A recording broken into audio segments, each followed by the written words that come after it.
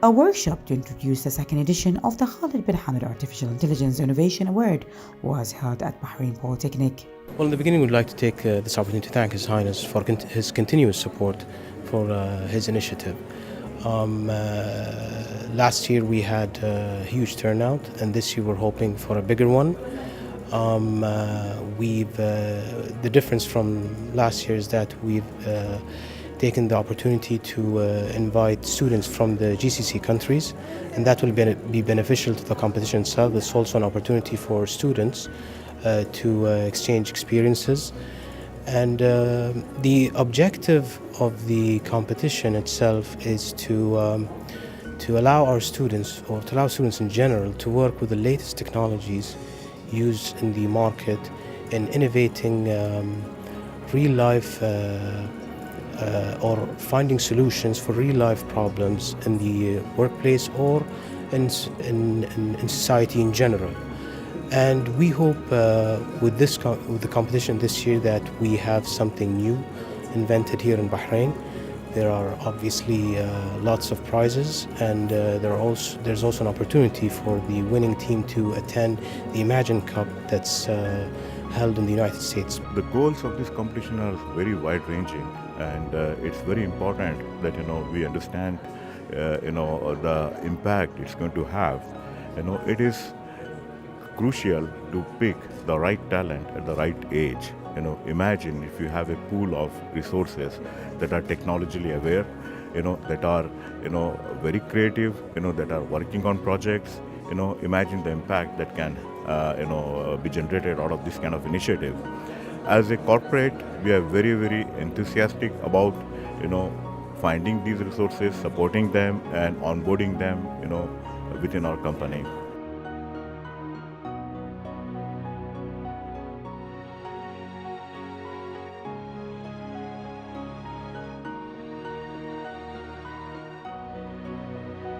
I am very thankful to His Highness Sheikh Khalid, who has specifically identified the importance of technology and particularly artificial intelligence.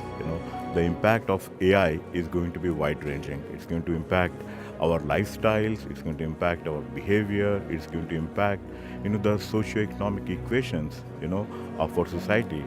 It's a wonderful initiative, and I was here during the last edition, and the response I have seen, the participation I have seen was amazing. It was so nice to see those young talents showcasing their projects, and these projects were like mind-boggling. And we were very, very, very pleased to be supportive of this initiative, and I'm very thankful to Bahrain Polytechnic to take the lead in this great initiative. The success of the previous competition, led to a very logical move to make it a bit more, elaborate. This year, we are looking forward to a participation from, the region. Okay, imagine, what the competition can do if we have talent coming from all across the region and participating, showcasing here.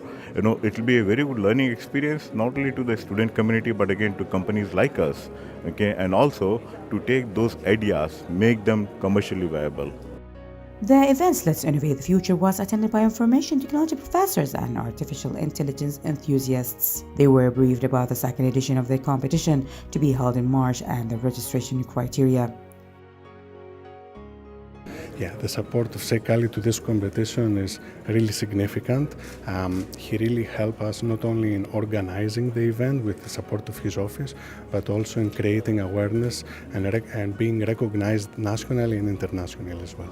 For Bahrain Polytechnic initially, this is evidence of the effort of Bahrain Polytechnic to move further than traditional course and degree activities and to engage our students into external activities, to have them receive professional training further to the traditional education and test their knowledge at competitions at national and international level.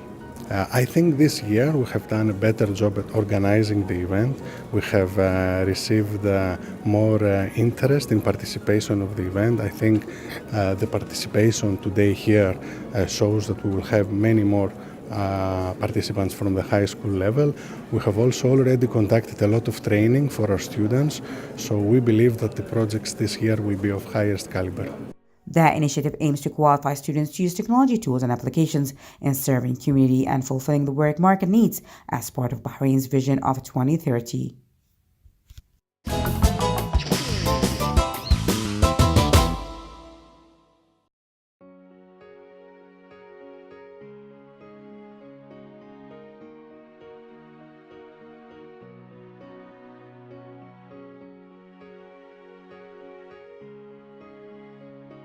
Ministry of Information Affairs hosted the Protect Your Heart campaign in cooperation with Ministry of Health as part of their preventative and health promotion program to raise awareness of risk factors and the importance of early detection of non-communicable diseases such as heart disease, diabetes, and obesity.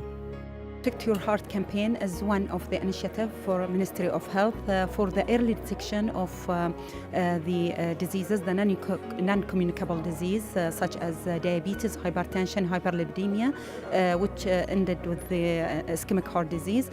So this is for the early detection of the risk factor for the non-communicable diseases. Our targets all staff in the ministries of Kingdom of Bahrain, starting from 20 years old and above, not having any disease like diabetes, hypertension, or hyperlipidemia, or ischemic heart disease. If anyone have any of those diseases, they will be excluded from our campaign, because this is mainly for the early detection and to raise the awareness of the staff regarding the non-communicable diseases, the risk factors, the behavioral and biological risk factor. So if there is any employee with non-communicable disease, one of the fourth I mentioned, so we give them awareness regarding the risk factors, like the behavioral risk factor, like to avoid smoking, to practice physical activity, and to have a healthy diet. The campaign started in 2010 when a team of specialists from Department of Primary Health Care and the Department of Public Health at the Ministry of Health visited a number of government ministries and institutions and coordinated with them in order to conduct a preliminary examination of staff in those agencies from early detection of chronic diseases and educate them on how to prevent them. Our duty in this campaign for nursing to check height, weight, and check pressure, and we have anti-smoking clinic. We advise the people to stop smoking. We check for them carbon monoxide, and we give them the hotline of anti-smoking clinic and advise them to guide them how to stop smoking. The campaign has benefited more than 3,000 employees in the kingdom since its inception.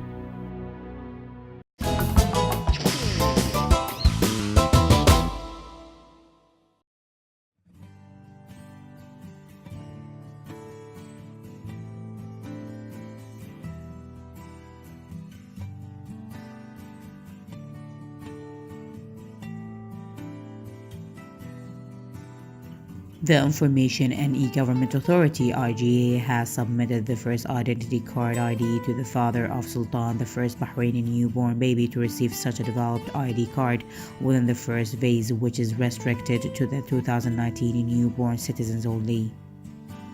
Director of Identity and Population Registry at the IGA, Sheikh Sabah bin Hamad Al Khalifa, received the father of the newborn and handed over to him the ID of his son, extended to him his best wishes on the occasion. Earlier this month, IGA announced the launch of a newly upgraded ID card, which was developed in terms of its technical and external appearance, ensuring that it's up to date with the latest international technologies and complies with international standards. The new ID card resists damage, includes clear information and new fields for people with special needs. The ID card launch will be implemented into two phases. In the first phase, newly born citizens will be issued the new card, while in the second phase, the remaining citizens and residents will have their ID cards replaced with a new ID card.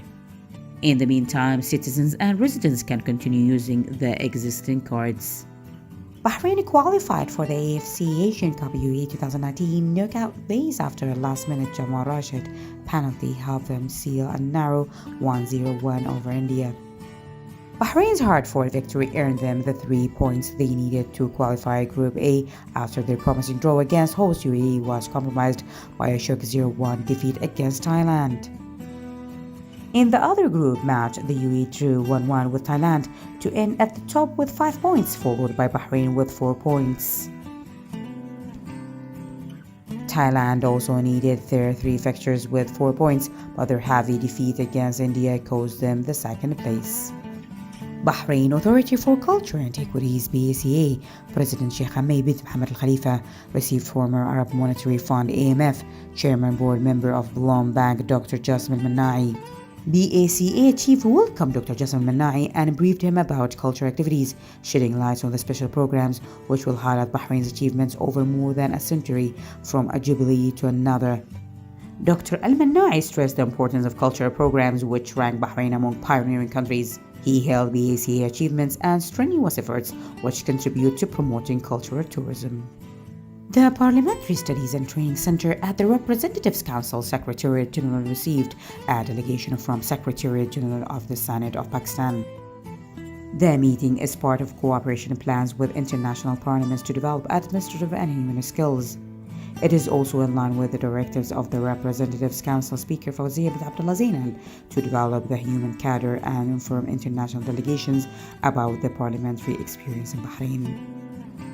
The Pakistani delegation listened to a briefing on democratic march in Bahrain, parliamentary work, the relation between executive and legislative branches, and other related topics. They expressed appreciation of the center's role and programs to hone the skills of the Secretariat General affiliates.